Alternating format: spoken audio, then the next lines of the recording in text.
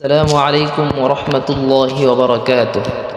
হজরত শীশ আলাইহিস সালামের পূর্ণাঙ্গ জীবনী, পৃথিবীর দ্বিতীয় নবীর অবিশ্বাস্য ইতিহাস সূচনা, মানব জাতির ইতিহাসের একদম সূচনা লগ্ন। পৃথিবীতে তখন মানুষের সংখ্যা খুবই কম। পৃথিবীর প্রথম মানুষ ও প্রথম নবী আদম আলাইহিসসালাম এবং মা হাওয়া আলাইহিসসালামের সন্তানরাই পৃথিবী জুড়ে বসবাস শুরু করেছিল। কিন্তু তখনও শয়তান থেমে নেই। সে চায় মানুষ আবার পথভ্রষ্ট হোক। এই কঠিন সময়ে আল্লাহ তাআলা এমন এক সন্তানের জন্ম দেন, যিনি আদম আলাইহিসসালামের জ্ঞান, ঈমান, তাকওয়া ও নবুয়তের উত্তরাধিকার বহন করবেন। তিনি হলেন হযরত শীশ আলাইহিসসালাম। শীশ নামের অর্থ কি? শীশ নামের অর্থ হলো আল্লাহর পক্ষ থেকে দান বা উপহার। কারণ কাবিল কৃত্তিক হাবিল নিহত হওয়ার পর আদম আলাইহিসসালাম ও হাওয়া আলাইহিসসালাম অত্যন্ত শোকাহত ছিলেন। এরপর আল্লাহ তাআলা শীশ আলাইহিসসালামকে দান করলেন। হাবিল ও কাবিলের ঘটনার পর পৃথিবীর অবস্থা। মানব ইতিহাসের প্রথম হত্যাকাণ্ড ঘটে হাবিলের আর কাবিলের হাতে। সে তার ভাই হাবিলকে হত্যা করে। এই ঘটনা পৃথিবীর মানুষকে ভীত ও হতবাক করে দেয়। আদম আলাইহিসসালাম অত্যন্ত কষ্ট পান, কারণ তিনি দেখলেন মানুষের ভেতর হিংসা, ক্রোধ ও শয়তানের প্ররোচনা কাজ শুরু করেছে। ঠিক তখনই আল্লাহ তাআলা এমন একজনকে প্রস্তুত করলেন, যিনি মানব জাতিকে সঠিক পথে রাখবেন। শীশ আলাইহিসসালামের জন্ম।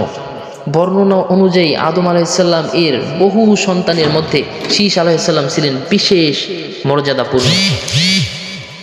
অনেক ইতিহাস বা ইসলামী ইতিহাসবিদ বলেন তিনি ছিলেন অত্যন্ত সুন্দর, জ্ঞানী, বিনয়ী, ইবাদত গুজার, সত্যবাদী।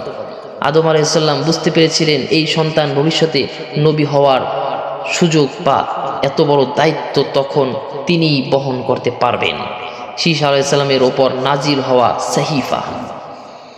ইসলামী বর্ণনা অনুযায়ী আল্লাহ তাআলা শীশ আলাইহিসসালামের উপর 50টি সহিফা নাজিল করেছিলেন। এই সহিফাগুলোতে ছিল তাওহীদের শিক্ষা, ইবাদতের নিয়ম, নৈতিকতা, পারিবারিক জীবন, হালাল হারামের নিদর্শনা, মানব জাতির জন্য উপদেশ। এটি ছিল মানব জাতির জন্য প্রাথমিক আসমানি শিক্ষার অন্যতম উৎস। আদম আলাইহিসসালামের বিশেষ শিক্ষা। আদম আলাইহিসসালাম শীশ আলাইহিসসালামকে বিশেষভাবে শিক্ষা দিতেন। তিনি তাকে শেখাতেন আল্লাহর আনুগত্য, শয়তানের ধোঁকা, মানুষের দুর্বলতা, ধৈর্যের গুরুত্ব, পরিবার পরিচালনা, ন্যায় বিচার। আদম আলাইহিসসালাম বলতেন, শয়তান তোমাকে প্রকাশ্য শত্রু, তোমাদের সব সময় প্রকাশ্য শত্রু, কারণ তিনি নিজে শয়তানের প্রতারণার অভিজ্ঞতা অর্জন করেছিলেন। নবুয়ত লাভ। আদম আলাইহিসসালামের মৃত্যুর পর শীশ আলাইহিসসালাম নবুয়তের দায়িত্ব গ্রহণ করেন। তখন পৃথিবীর মানুষ খুব কম ছিল, কিন্তু ধীরে ধীরে তারা বিভিন্ন স্থানে ছড়িয়ে পড়ছিল। মানুষের মাঝে তখন তাওহীদের শিক্ষা ছিল, কিন্তু শয়তান ধীরে ধীরে কুসংস্কার ও পাপ ছড়াতে লাগলো। শীশ আলাইহিসসালাম মানুষের কাছে আল্লাহর বাণী পৌঁছে দিতেন। মানুষের মাঝে তার দাওয়াত। তিনি মানুষকে বলতেন, এক আল্লাহর ইবাদত করো, অন্যায় করো না, হিংসা থেকে দূরে থাকো, হত্যা করো না, ব্যভিচার করো না, সত্য কথা বলো, পিতামাতার সম্মান করো। তার দাওয়াত ছিল অত্যন্ত কোমল ও জ্ঞানপূর্ণ। শয়তানের নতুন ফাঁদ। শয়তান বুঝতে পারল মানুষ সরাসরি কুফরিতে যাবে না, তাই সে ধীরে ধীরে মানুষকে গুনাহের দিকে টানতে শুরু করে। বিভিন্ন বর্ণনায় আছে গান বাজনা, অশ্লীলতা, অহংকার, নারী পুরুষের অবাধ মেলামেশা। এসবের মাধ্যমে মানুষকে বিভ্রান্ত করা শুরু হয়। শীশ আলাইহিসসালাম মানুষদেরকে সতর্ক করতেন। পাহাড়ের মুমিন ও সফলতার গুনাহগারদের ঘটনা। পাহাড়ের মুমিন ও সমতলের গুনাহগারদের ঘটনা। কিছু বর্ণনায় উল্লেখ আছে শীশ আলাইহিসসালাম এর অনুসারীরা পাহাড়ি অঞ্চলে থাকতেন আর গুনাহগার সমতলে বাস করত। শয়তান সমতলের মানুষদের মাঝে আনন্দ উল্লাস ও পাপ ছড়িয়ে দেয়।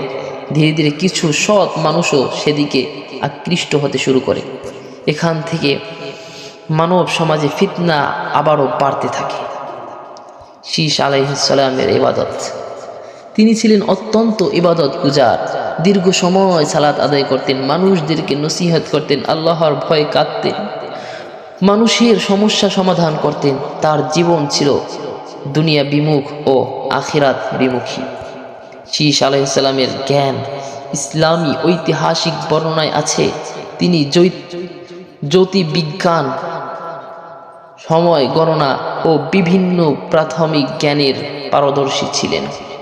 তিনি মানুষকে সংগঠিত জীবনযাপন শেখান, যেমন সময় অনুযায়ী কাজ করা, পরিবার ভিত্তিক সমাজ গঠন, কৃষিকাজ, পশুপালন, মানব জাতির বিস্তার। শীস আলাইহিস সালাম এর সময় পৃথিবীতে মানুষের সংখ্যা দ্রুত বাড়তে থাকে। বিভিন্ন গোত্র তৈরি হয়, মানুষ বিভিন্ন অঞ্চলে ছড়িয়ে পড়ে। কিন্তু সমস্যা হলো, মানুষ যত বাড়তে থাকে ততই পাপ বাড়তে থাকে। শীস আলাইহিস সালামের ধৈর্য। মানুষের অনেকেই তার কথা শুনত না, তবুও তিনি দাওয়াত বন্ধ করেননি। দিনের পর দিন, বছরের পর বছর তিনি মানুষকে আল্লাহর পথে ডাকতেন। এটাই একজন নবীর সবচেয়ে বড় বৈশিষ্ট্য। মানুষ না শুনলেও তিনি সত্য প্রচার চালিয়ে যান। তার পরিবার ও সন্তান। বিভিন্ন ঐতিহাসিকরা বলেন শীস আলাইহিস সালামের বহু সন্তান ছিল এবং তার বংশ থেকেই পরবর্তীতে বহু সৎ মানুষ জন্মগ্রহণ করেন। অনেক ঐতিহাসিক মনে করেন পরবর্তীকালে নূহ আলাইহিস সালাম পর্যন্ত নবীদের বংশধারা তার মাধ্যমেই এসেছে। শীস আলাইহিস সালামের মৃত্যুর পূর্ব মুহূর্ত। মৃত্যুর আগেই তিনি মানুষদেরকে গুরুত্বপূর্ণ কিছু উপদেশ দেন। আল্লাহকে ভয় করো, সত্যকে আঁকড়ে ধরো, শয়তানের অনুসরণ করো না, দুনিয়ার মোহে ডুবে যেও না, নেককারদের সৎকারদের সঙ্গ গ্রহণ করো। তিনি তার সন্তানদেরও দ্বীনের উপর অটল থাকার নির্দেশ দেন। শীস আলাইহিস সালামের ওফাত। ইসলামী বর্ণনায় বলা হয় তিনি দীর্ঘ জীবন লাভ করেছিলেন। তার মৃত্যুর পর মানুষ ধীরে ধীরে দ্বীনের শিক্ষা থেকে দূরে সরে যেতে লাগলো। এরপর বহু বছর পরে পৃথিবীতে শিক্ষক ব্যাপক আকার ধারণ করে এবং আল্লাহ তাআলা পাঠান নূহ আলাইহিস সালামকে। অনেক শিরক। এরপর বহু বছর পরে পৃথিবীতে শিরক ব্যাপক আকারে ধারণ করে। এরপর আল্লাহ তাআলা নূহ আলাইহিস সালামকে দুনিয়ায় পাঠান। শীস আলাইহিস সালামের জীবন থেকে আমাদের শিক্ষা। সন্তান আল্লাহর বিশেষ নিয়ামত। হাবিল নিহত হওয়ার পর আল্লাহ শীস আলাইহিস সালামকে দান করেছিলেন। কষ্টের পর আল্লাহ স্বস্তি দেন। পরিবার থেকেই দ্বীনের শিক্ষা শুরু হয়। আদম আলাইহিস সালাম নিজ হাতে শীস আলাইহিস সালামকে গড়ে তুলেছিলেন। শয়তান ধীরে ধীরে মানুষকে পথ ভ্রষ্ট করে। সে একদিনে মানুষকে কুফরিতে নিয়ে যান না। ভালো পরিবেশ অত্যন্ত গুরুত্বপূর্ণ। খারাপ পরিবেশ ধীরে ধীরে ঈমান নষ্ট করে। একজন দায়ীর কাজ হলো দাওয়াত পৌঁছে দেওয়া। মানুষ মানুক বা না মানুক, সত্য বলা বন্ধ না করা।